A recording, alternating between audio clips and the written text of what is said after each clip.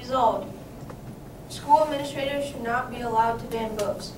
John F. Kennedy states, if this nation is to be wise as well as strong, if we are able to achieve our destiny, then we need more new ideas for more wise men reading more good books in more public libraries. These libraries should be open to all except the censor. We must know all the facts and hear all the alternatives and listen to all the criticisms. Let us welcome controversial books and controversial authors for the Bill of Rights, the guardian of our security as well as our liberty.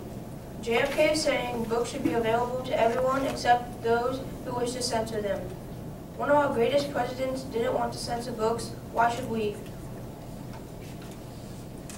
Banning books is not necessary because it takes away the author's freedom of speech and press.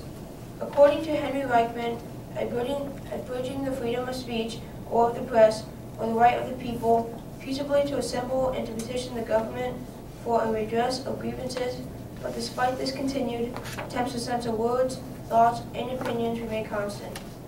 Reading is one of our greatest freedoms. The Bill of Rights protects us against censorship, and everyone has heard a cuss word in their life, and it should not get banned in any books in the world. Books you can't see the scene unless it is in a picture book, but in a chapter book you can't see anything inappropriate. Schools are like public institutions, and based on my research, schools must understand that they are public institutions and that an author's right to express themselves, and should a student take an interest in reading their work may lead to somebody else's offense. Public institutions are not allowed to ban out all things. Being public institutions, schools aren't allowed to do this either. Imagine if someone went into a public library and was looking for a book they wanted, but it was banned. Then why can a library ban books even if it is public? Libraries should be allowed to provide information presenting different viewpoints on historical issues.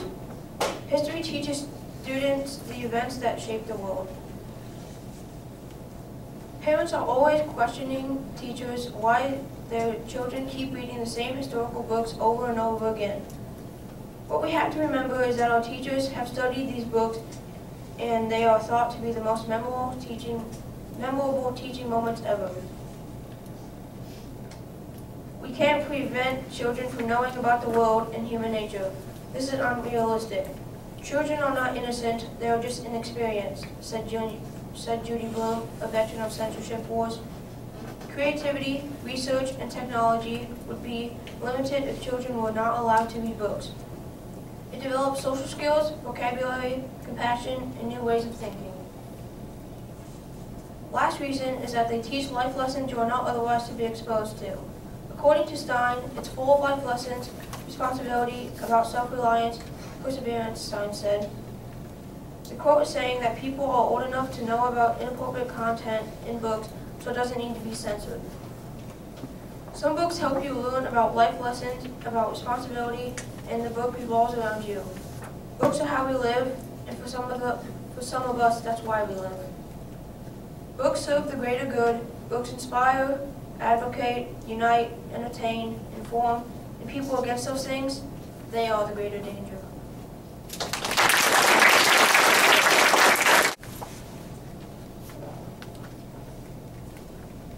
My opponent says that you should not ban books because it would take away rights, but we disagree. Banning books does not take away rights because, according to Dan Kleinman, who started the website safelibraries.org, it is not banning when a school decides to remove a book. They are just following their selection policy. This is significant because kids still have the opportunity to read the banned books outside of school if their parents choose to let them. Therefore, banning books in school does not take away the rights of anyone. My opponent also says that parents, they can't control what happens outside in the real world. We disagree. Parents do have some control over what kids are exposed to.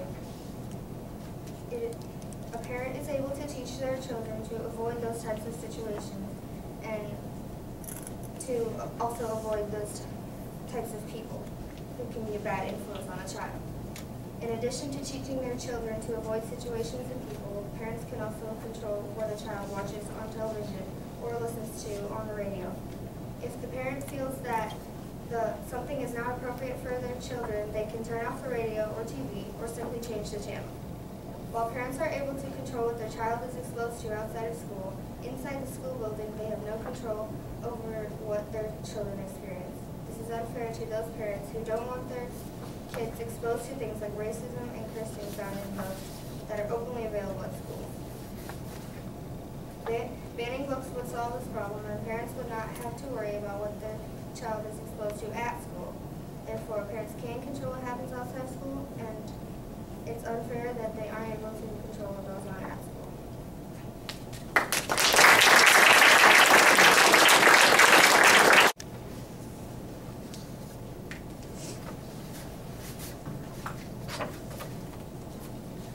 Banned books are a good thing. Your microphone's not on, or it's not close enough to your face. There you go. Banned books are a good thing at all educational levels. Books can have a bad influence on students to talk mean and do unaccessible things. All things that you could see in an inappropriate book are cursing, using weapons, punching, teasing, arguing with teachers, and racism. Banning books are good for schools to be able to do. School administrations have the right to ban books. To ban a book is to get rid of the book that was in a library, classroom, or bookstore because of its controversial content. If something has controversial content, it means it disagrees with the rules the administrators had created at the school. So since they disagree with the rules, the administration has to ban it. Inappropriate books are a bad influence on students. Natalie DeBlasso, a senior writer at USA Today and a breaking news reporter, said young kids are getting in a lot of trouble after reading inappropriate books. No school should have to suspend kids because of his or her reactions to the book. The most logical conclusion we can draw from this evidence is that administrations can ban books at the schools because young students are getting suspended for repeating stuff going on in the book. Banning certain books can be deemed constitutional. Constitutional means that it is right to ban books. According to book banning in the U.S. education system by Michael Brenyo, it says that the First Amendment rights for the authors don't matter in school. Their rights don't matter because schools decide if it's affecting the student's behavior, not the authors. Author's First Amendment right don't affect matters because if he could say anything he wants in a book, we would have a lot of troubled kids around the U.S. Thus, banning books can be deemed constitutional must be true because you can't just let little students check out a book that talks about violence and sex. Schools know that some books are appropriate the older you get. According to Bortna Brunner, a writer and editor for the website InfoPlease, says that some schools have books that are appropriate for 9th graders that are getting checked out by 4th graders. No 4th grader should be able to check out a book that just got appropriate for a 9th grader to read. This is significant because schools that it's not appropriate for 4th graders, so why give them a chance to check it out? Banning books is the best option for schools to do for students. My opponent may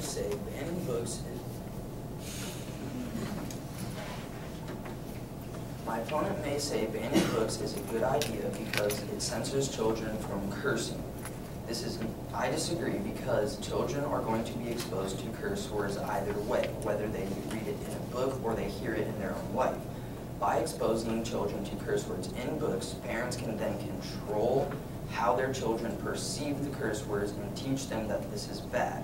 This is significant because teaching children that curse words are bad then teaches them not to go out and saying it, which they wouldn't understand if they heard other people saying it. Even though my opponents think that banning books is a good idea to censor children from curse words, it is not a good idea because the children then understand curse words and understand that they are bad. My opponents has also said that it does not interfere with constitutional rights, but it does because censoring an author's words is interfering with their First Amendment rights of freedom of speech and press. The freedom of speech and press state that authors are allowed to publish and say what they want in their books. This is significant because banning books indeed does interfere with this First Amendment right. Authors are allowed to publish and say whatever they want in their books. So therefore, even though my opponent may say banning books does not interfere with First Amendment and constitutional rights, it indeed does.